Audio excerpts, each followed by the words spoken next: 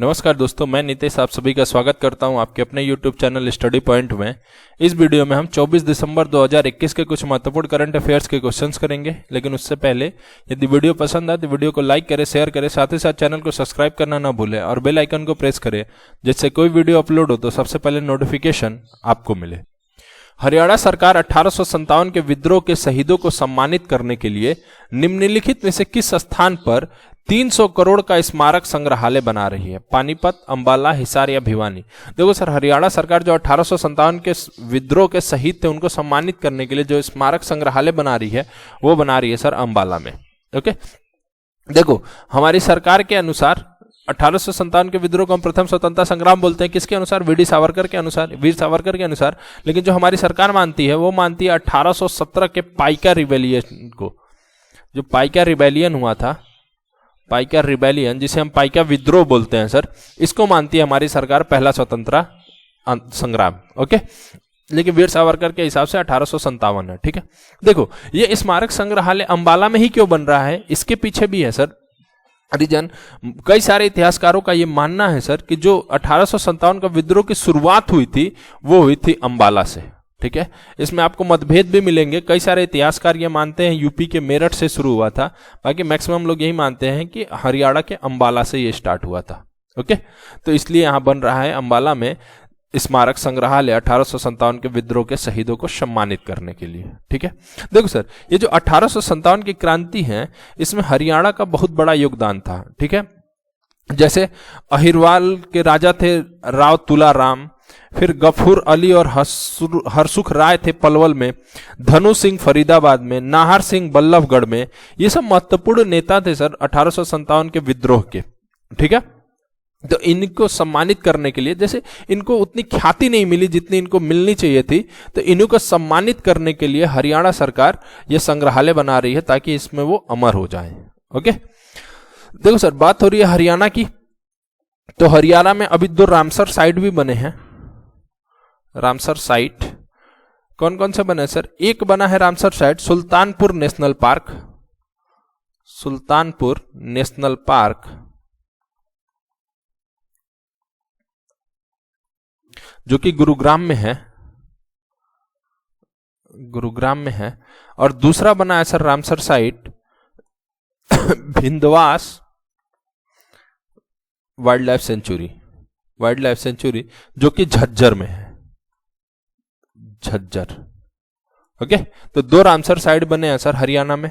ठीक है, और देख लो हरियाणा के हिसार में हरियाणा का पहला एयरपोर्ट बना, हिसार में सर हरियाणा का पहला एयरपोर्ट बना है।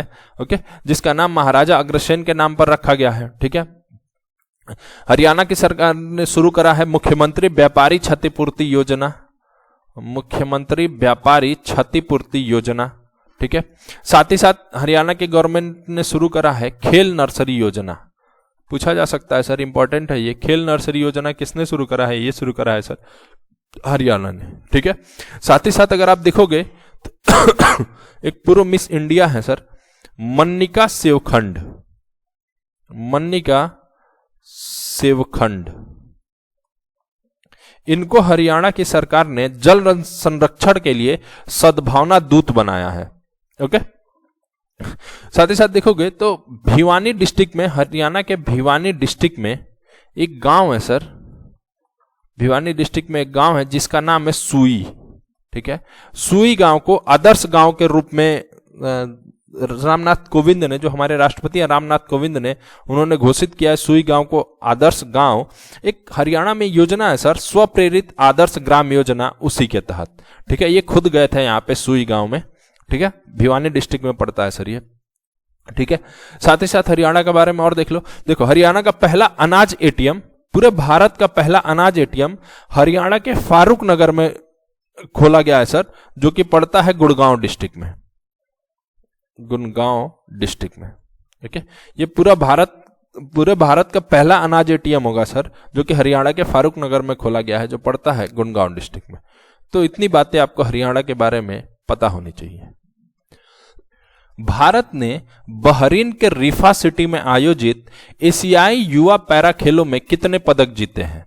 ठीक है, देखो सर, बहरीन में एक जगह है जिसका नाम है रिफा सिटी। यहां पे हुआ था सर एशियाई युवा पैरा खेल, जिसको बोलते हैं sir Asian youth para games. Asian youth para games, para games. इसमें भारत ने जीते हैं सर टोटल 41 पदक, जिसमें से गोल्ड मेडल हैं 12, सिल्वर है 15 और ब्रॉन्ज है 14, यानी स्वर्ण पदक 12, रजत पदक 15 और कांस्य पदक जीता 14। और इस खेल में जो अंक तालिका होती है, जो पदक तालिका होती है, इसमें भारत रहा 5वें स्थान पे, 5th नंबर पे। पहले नंबर पे रहा सर इसमें ईरान, ठीक है, पहले नंबर पे रहा ईरान और 5वें नंबर पे अंक तालिका में रहा भारत। ओके, देखो सर, ये जो एशियन यूथ पैरा गेम्स था ये चौथा था, मतलब ये चौथी बार आयोजित किया गया था। 5वीं बार ये कहां होगा? 5वीं बार ये होगा सर ताशकंद में,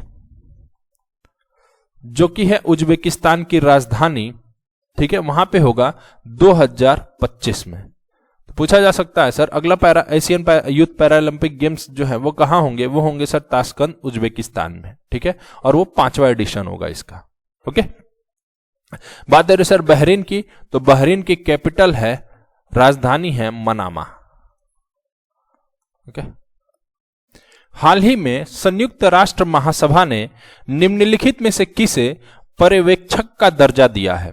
तो देखो सर, ये जो संयुक्त राष्ट्र महासभा है, पर्यवेक्षक यानी ऑब्जर्वर स्टेटस होता है सर, ऑब्जर्वर, ठीक है, तो ये ऑब्जर्वर स्टेटस दिया है अंतरराष्ट्रीय सौर गठबंधन को, ठीक है, इंटरनेशनल सोलर अलायंस जो है, जिसका हेडक्वार्टर है सर गुरुग्राम हरियाणा में, गुरुग्राम हरियाणा में, इसको दिया है सर ऑब्जर्वर का स्टेटस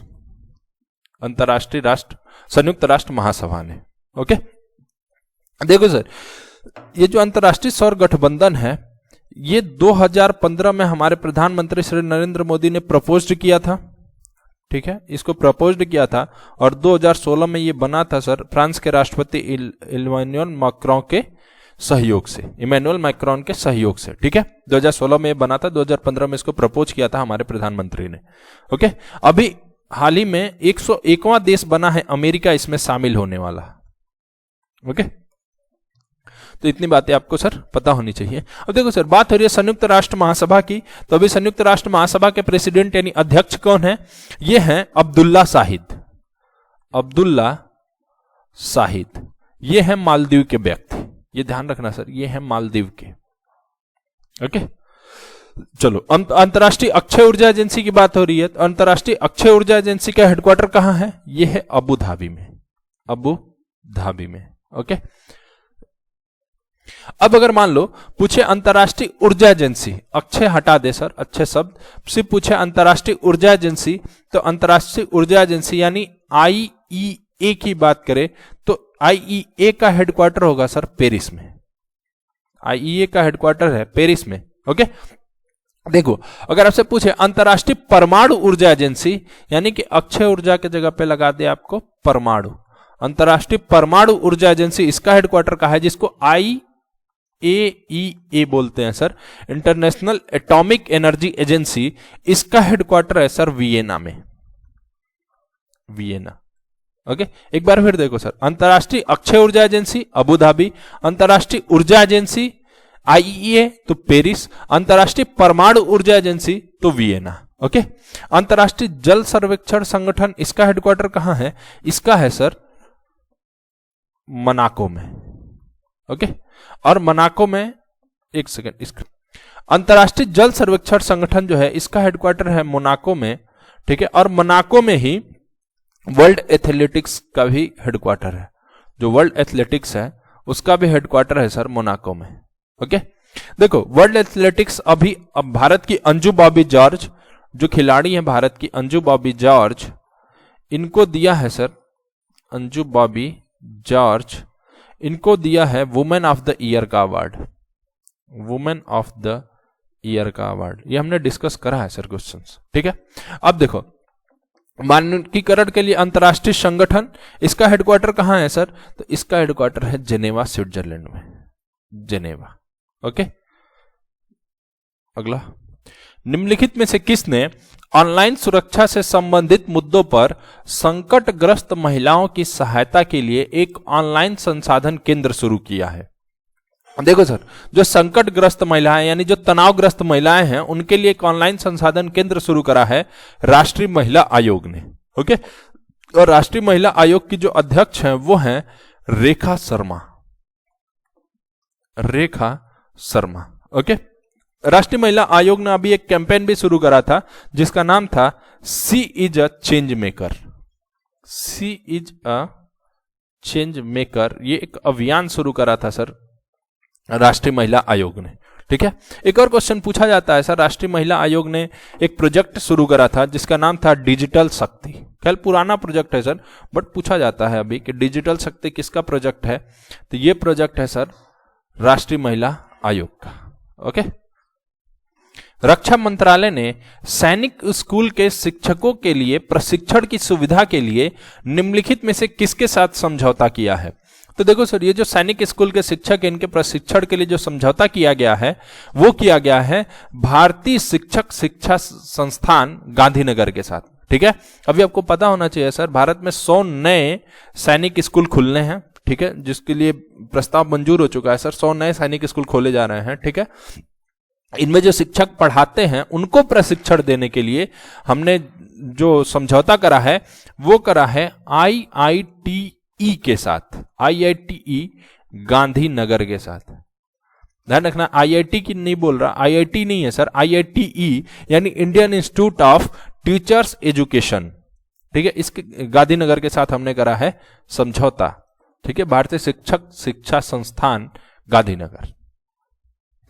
युवा गणितज्ञों के लिए 2021 के रामानुजन पुरस्कार से किसे सम्मानित किया गया है। देखो सर, ये जो 2021 का रामानुजन पुरस्कार है ये दिया गया है नीना गुप्ता को। ठीक है, रामानुजन यानी वही श्रीनिवास रामानुजन की बात हो रही है सर। श्रीनिवास रामानुजन पुरस्कार दिया जाता है युवा गणितज्ञों को जिनकी उम्र 45 साल से कम होती है और वो गणितज्ञ हैं, उनको दिया जाता है सर ये पुरस्कार। ठीक है, देखो श्रीनिवास रामानुजन, जितना इनके बारे में बोलो उतना कम है सर। अगर इनके बारे में आपको जानना है तो आपको एक बुक पढ़नी चाहिए, the man who knew infinity.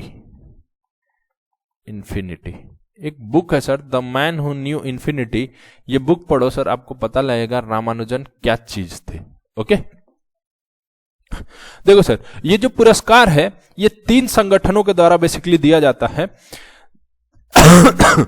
एक है international centre for theoretical physics, international centre for theoretical physics.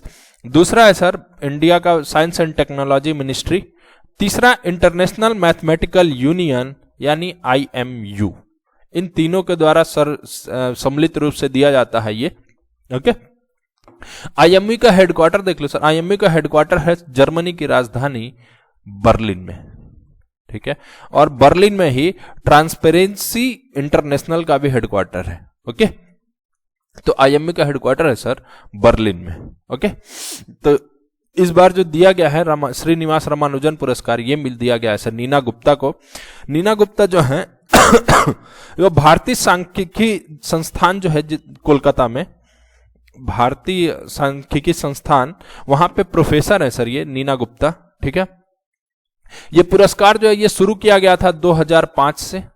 ठीक है, और नीना गुप्ता तीसरी महिला हैं जिन्हें यह पुरस्कार दिया गया है।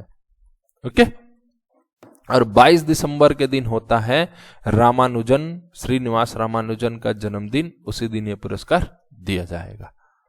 ओके, तो ये मिल गया है 22 दिसंबर को। ओके, निम्नलिखित में से किसे संयुक्त राष्ट्र बाल एजेंसी यूनिसेफ के अगले कार्यकारी निदेशक के रूप में नियुक्त किया गया है। तो जो संयुक्त राष्ट्र बाल एजेंसी यूनिसेफ है इसके अगले कार्यकारी निदेशक जो होंगी ये होंगी कैथरीन रसेल। ठीक है, तो मोस्ट इंपॉर्टेंट क्वेश्चन है सर, ये कार्यकारी निदेशक कौन रहा संयुक्त राष्ट्र बाल एजेंसी यानी यूनिसेफ का, तो ये होंगी सर कैथरीन रसेल। ओके, इससे पहले कौन थी, इससे पहले थी हेनरिएटा फोर।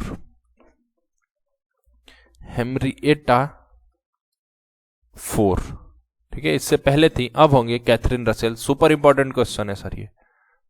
निम्नलिखित में से कौन सा संगठन ब्रिटिश मानक संस्थानों द्वारा प्रस्तुत ISO 13-1-2021 का प्रमाणन प्राप्त करने वाला दुनिया का पहला संगठन बन गया है?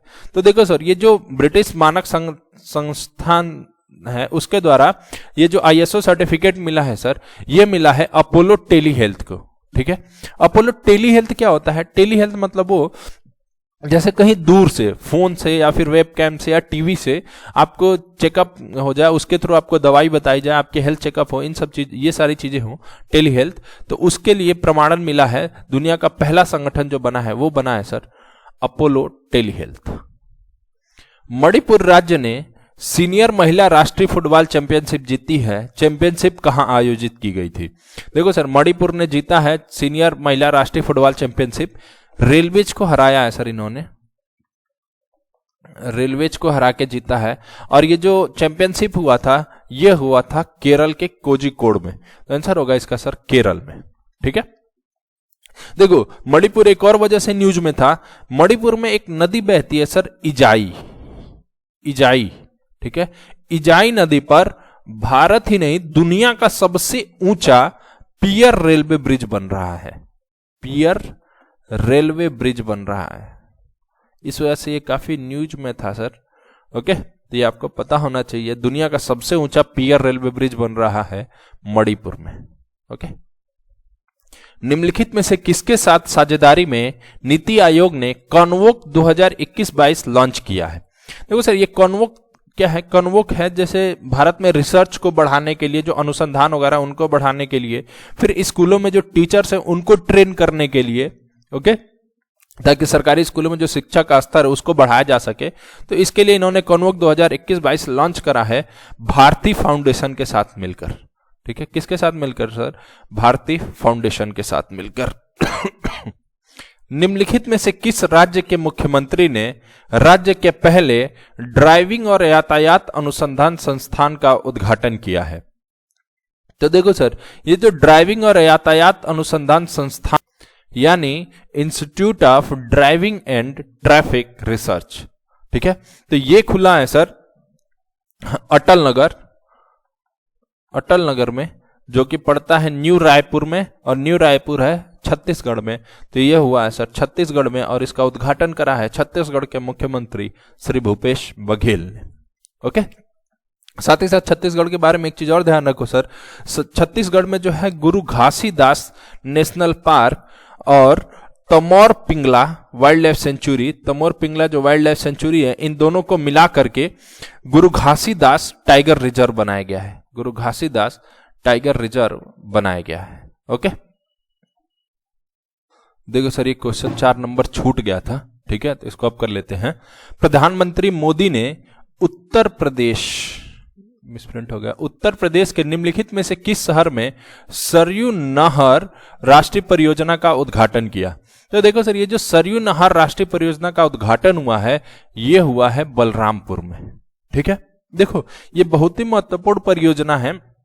ये सरयू नहर राष्ट्रीय परियोजना है, इतनी महत्वपूर्ण है सर कि 2016 में इस परियोजना को जो प्रधानमंत्री कृषि सिंचाई योजना है ना, प्रधानमंत्री कृषि सिंचाई योजना, उसके अंतर्गत भी लाया गया था, उसके अंतर्गत ला दिया गया था इसको। ठीक है, सरयू नहर परियोजना से लगभग 14 लाख हेक्टेयर जमीन की सिंचाई होगी। ठीक है, और इससे लगभग 30 लाख किसानों को फायदा मिलेगा।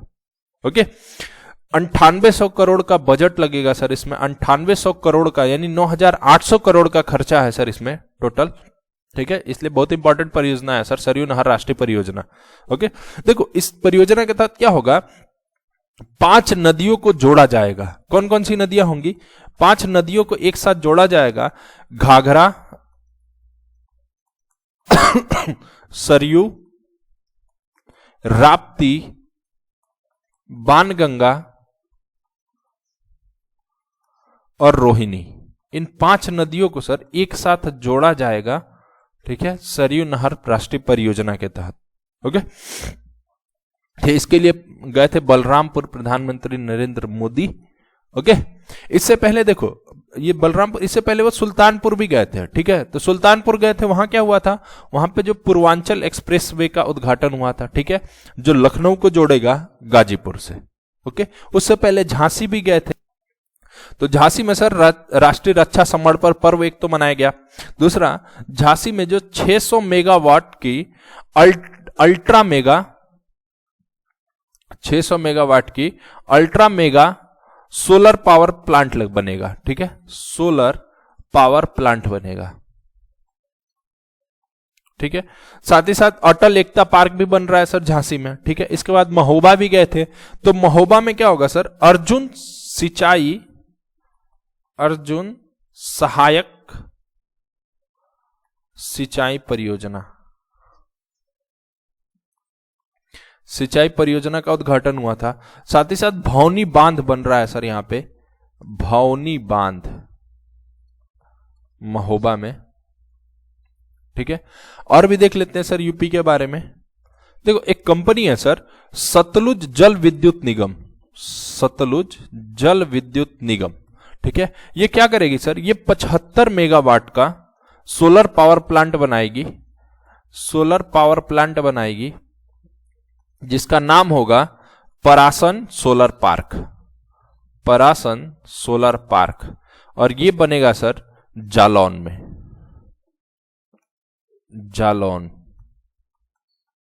ओके। साथ ही साथ मेरठ में बन रही है सर स्पोर्ट्स यूनिवर्सिटी, जिसका नाम होगा सर मेजर ध्यानचंद के नाम पे रखा जाएगा जिसका नाम, ओके। और साथ ही साथ मेरठ में हस्तिनापुर वाइल्ड लाइफ सेंचुरी है, हस्तिनापुर वाइल्ड लाइफ सेंचुरी, जहां पर यूपी का पहला डॉल्फिन रिजर्व बनाया जा रहा है। डॉल्फिन रिजर्व बन के तैयार है, बन चुका है, ठीक है। डॉल्फिन रिजर्व यूपी का पहला हस्तिनापुर वाइल्ड लाइफ सेंचुरी में, ठीक है। साथ ही साथ मेरठ के पड़ोस में जिला है सर मुजफ्फरनगर, ठीक है। मुजफ्फरनगर में भारत का 47वां रामसर साइट डिक्लेयर हुआ है, हैदरपुर झील, ठीक है। यहां पे है सर हैदरपुर झील, जो 47वां रामसर साइट डिक्लेयर हुआ है, ओके। तो इतनी बातें आपको यूपी के बारे में भी पता होनी चाहिए। तो इस वीडियो में इतना ही। वीडियो पसंद आए तो वीडियो को लाइक करें, शेयर करें, साथ ही साथ चैनल को सब्सक्राइब करना ना भूलें और बेल आइकन को प्रेस करें, जिससे कोई वीडियो अपलोड हो तो सबसे पहले नोटिफिकेशन आपको मिले।